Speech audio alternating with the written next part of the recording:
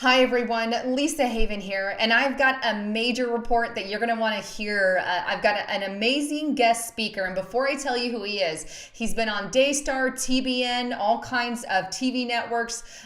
He's written multiple articles and is the author of 6 different books. And he's got a lot to talk about specifically in regards to biblical prophecy. Now, on my channel, as a Christian, I bring up a lot of some of the prophetic things that are happening in the news and tell you some of the things that the Bible talks about, and also some of the things that are happening currently in biblical prophecy. Well, my guest today, he is amazing, and it's very likely that you've heard of him, and he's going to be at the Hear the Watchman conference coming up March 23rd, 24th, and 25th, coming up really soon. I'm going to be there. He's going to be there. So make sure, if you guys can, go to the Hear the Watchman conference. There's only so much room left. They're going to sell out. I'd love to see you guys there, but you can use the code HAVEN20 to get $20 off. Or if you can't make it, you can do live stream. Using HAVEN20, you get 20% off there. So with that, I'm going to let my guest tell you a little more about himself. So Bill Salus, are you with me over there? I am, Lisa. It's great to be on your show. This is my first time. It's quite an honor. Yeah, I'm with you. Well, I'm excited to meet you in person at the conference. So. Yeah, it's going to be great. I was just speaking with the host, Mike Kerr. We were emailing back and forth, and it's going to be a really good full audience, it sounds like, from the sales he's getting in registration. So I'm real excited. It's my first time there. Awesome. Well, hopefully you guys can make it out there. So Bill, tell us a little bit about who you are, and then we're going to delve into, I guess, one of your books that you wrote, Apocalypse Road, Revelation for the Final Generation. And this is one amazing topic you guys are going to love. So tell us a little bit about who you are, and then we'll delve into it from there. Lisa, that's great. Yeah, I'm the founder of Prophecy Depot Ministries. I'm an author, researcher, media personality. Like you said, I've been on TV shows, etc., write a lot of articles. I've written the 6 books, and my website is prophecydepot.com, Prophecy Depot like HomeDepot.com. My best accolades is I've been married for 46 years. I've got 3 adult children and 3 wonderful grandchildren. That's my proudest moments on my resume. Amazing. So let's just delve right in. Why do we, need to take Bible prophecy serious? Christians, non-Christians alike. Why take it seriously? Well, because it is predictive information given to us from God, who knows the end from the beginning, to benefit us, to equip us for the days in which we live. Unfortunately, it's not being taught at very many pulpits these days, and it's about a third of the Bible. And I always quote Isaiah 46, verses 9 and 10, which says, "Remember the former things of old, I am God, and there is no other. I am God, there is none like me, declaring for the end from the beginning," Lisa, and from ancient times things that are not yet done. There's so many things going on in the world right now, and the secular worldview is pretty much inundating everybody on the major news channels. So what I like to provide through Prophecy Depot Ministries is the biblical narrative and the prophetic perspective. God does not try to impress us with Bible prophecy. He's trying to inform us because it authenticates his sovereignty. It equips us for the days in which we live, and it can save souls. I came to know the Lord through studying Bible prophecy, the book of Revelation. So it's a major aspect of our ministry. We try to let people know what the prophetic perspective is of current world events, and there's so much going on. All the end time signs are converging, which is an indicator that we're living in the last days, and probably very deep into the last days, Lisa. Amazing. Now, in your book, The Apocalypse Road, Revelation for the Final Generation, you talk about things like the 4 horsemen of the apocalypse, we know, and the mystery Babylon, all kinds of prophetic events. Can you tell me how these events kind of unfold? I know they unfold in very powerful and unique ways. What is your take on all of that? Exactly. There are literally hundreds of Bible prophecies that have not found fulfillment yet, and when they start to find fulfillment, they will come in a rapid sequence. Christ used the analogy in Matthew 24 about end time signs coming like birth pangs. They'll come with like a woman giving birth when Jesus Christ is coming for his return. The baby will be coming down the birth canal. The end time signs will be coming. They'll be more intense. They'll be more frequent. They'll be unstoppable, just like birth pains would be. So the ones that are coming upon man are globally impacting. They're going to hit on unsuspecting man, and an antichrist is going to come on the scene. A global world religion is going to come on the scene. But that is all going to be under the backdrop and fueled by supernatural deception. Lying signs and wonders. We're told that in 2 Thessalonians 2, that there's going to come lying signs and wonders when Satan is no longer being restrained. And the moment that he is given the opportunity to bring forward his Antichrist, a successful arrival of his seed, of the book of Genesis, the Antichrist, he's not going to slap his forehead and go, oy vey, what do I do now? He's had 2,000 years to prepare to launch his campaign. And he's got this mystery of lawlessness, we're told in 2 Thessalonians, which is going to be creating a sin and a metastasized condition in the world. There's going to be wars in the sealed judgment, famines in the sealed judgments of the book of Revelation chapter 6. And the world is going to clamor for a hero. And a world religion will come in as well, the mystery Babylon, the harlot world religion. So basically what's going to initially happen to man is this supernatural deception is going to come and hit them. And it's not going to know what to do. It's going to happen at a time when their futures are going to be uncertain. We're already seeing things happening like with the UFO phenomena. Some people think, well, maybe that's going to be part of the supernatural deception that fuels the lying signs and wonders of the Antichrist. We look at, I personally am looking closely at the Vatican as potentially the harlot world religion of Mystery Babylon chapter 17. They have supernatural deception going on with Marian apparitions. She shows up throughout the world at various times throughout the church age. Is that really Mary, the mother of Jesus, this sort of thing? So there's all kinds of things already in place. And the Pope is reaching out in an ecumenical embrace, trying to reach out to the different world religions. And so I believe that the stage is set for the hardest parts of Bible prophecy to come forward, the most pounding ones that will globally impact the world. And supernatural deception, it will happen when the paranormal is the new normal. The supernatural is the natural. And I believe man is headed for that very soon. That's my concern. Now, when you say the supernatural, the paranormal is the new normal, what do you mean by that? Is that a satanic force come forward? Can you explain that in a little more detail? Well, it is, because it's dealing with lying signs and wonders that Satan will be unrestrained to launch forward as part of his campaign. It says this in 2 Thessalonians 2, verses 7 through 10, the mystery of lawlessness is already at work, and only he who now restrains will do so until he is taken out of the way. So a restrainer will be removed.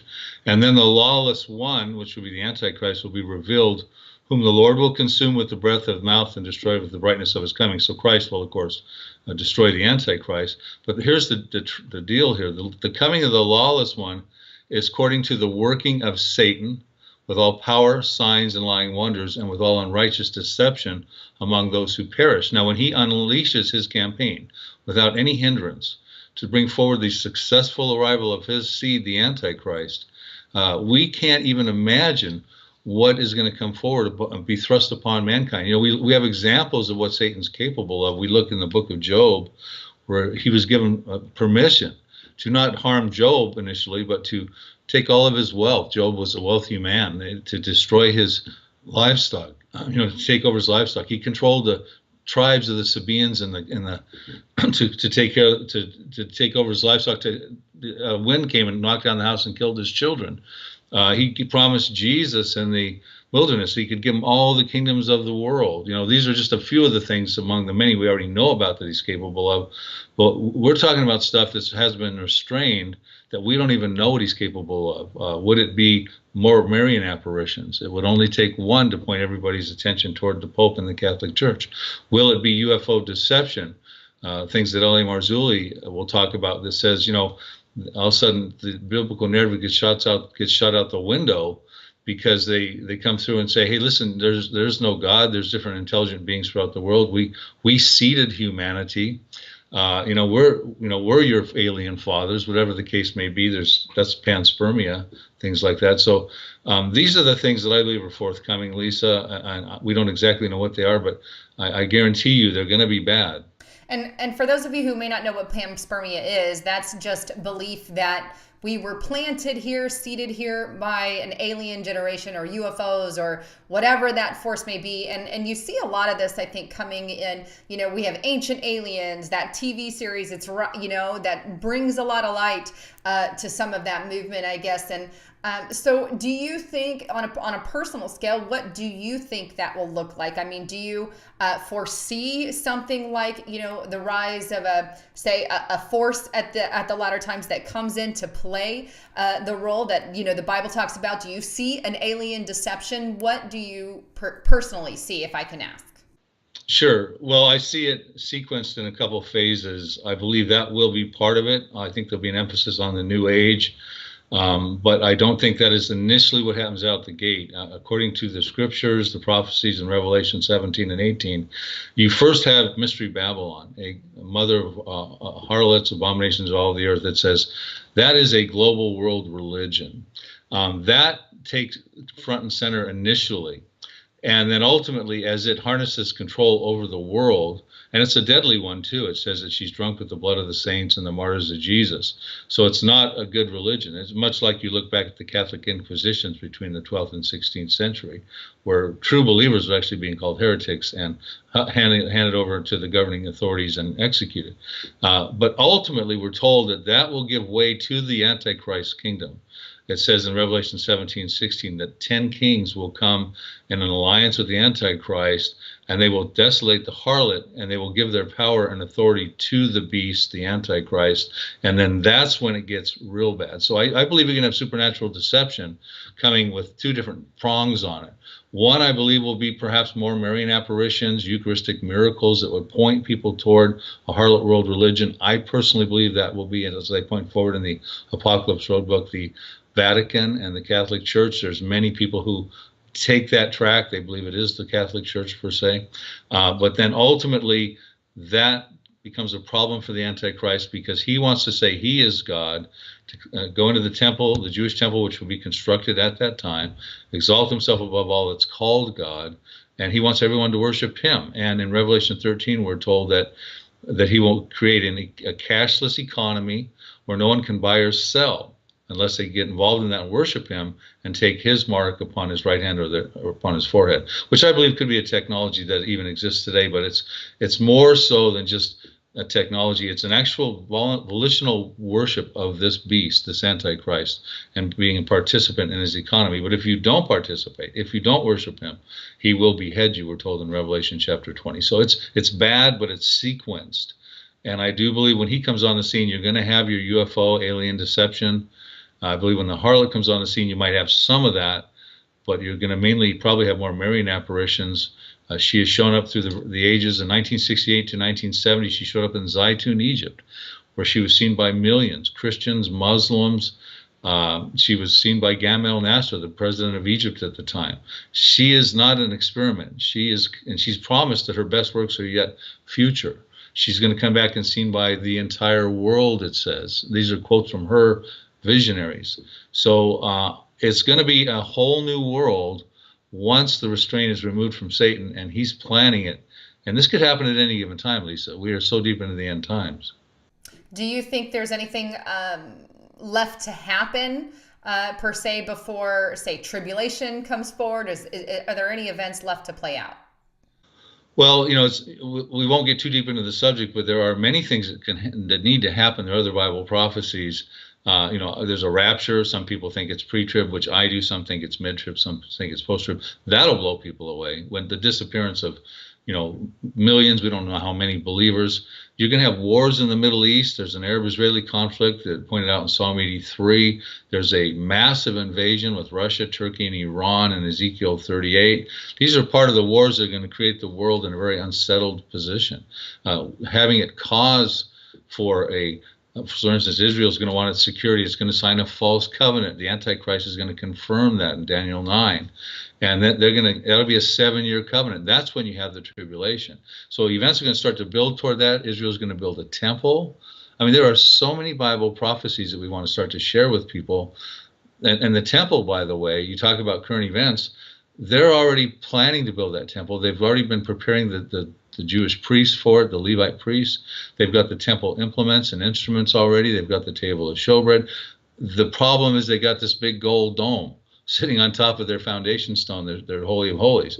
But once that's gone, and that would be easily removed, they will immediately move that temple into action. And we know that tribulation temple will exist because Jesus even said in Matthew 24 that that temple will exist and there'll be an Antichrist will go in it and do an abominable act. And he warned the Jews when that happened to flee immediately because he's then going to commit genocide of the Jews at that time. It'll be even worse than what Hitler did. Things are big, things are powerful, things are coming, and the current events are pointing in that direction right now to where we need to be giving the biblical narrative and the prophetic perspective to people, because all they're mostly getting from their pulpits and from the mainstream media is just the secular worldview and some general basic teaching. Now, I'm not trying to put a bad hit on the churches, but it is very difficult to get the churches to give the prophetic perspective of what we're talking about. Oh, yeah, they're not. I mean, a lot of them are not. Let's just be honest about that. There's so many churches that shy away from it, which is why I think it's important for people to attend the conference, like Hear the Watchman conference, the one that we're going to be at. You're going to get a lot of information that you're not going to get at the pulpit. So with that, we're kind of short on time. Do you have any closing thoughts? And share your website and that information as well. Yeah, well, I always like to bring it back around to the real reason that we have these shows. And it says in Revelation 19:10 that the spirit of prophecy is the testimony of Jesus Christ. Bible prophecy is so important, and it is the testimony of Jesus Christ. It's about a third of the Bible. And so what we're talking about right here, in my honest belief, is that Jesus is going to come get his bride real soon. Like I said, I'm a pre-trib rapture believer. We don't want anyone to go through these types of things if they can be raptured, if there's a pre-trib rapture. They need to put their faith and their confession in Jesus Christ, receive him as their Savior in their heart. That's one of the neat things about the conference you and I will be at. They're going to reactivate people's faith. They're going to give people an opportunity to have a relationship with Jesus Christ. My website, Lisa, again, is prophecydepot.com. We've got lots of books about all the things we have just talked about in this last 20 minutes. So prophecydepot.com. Awesome. Well, I'll leave links below for all of that if you guys want to check out his website, his book. Also, don't forget about the conference. I'd love to see all of you guys there. Lots of great things happening. Anyhow, thanks again for coming on my channel, Bill. I appreciate it and look forward to interviewing you and seeing you at the conference. Thank you, Lisa. It was great to be with you. All right. Well, thank you guys again for tuning into my channel here. And don't forget all the information below. I'm Lisa Haven, signing out.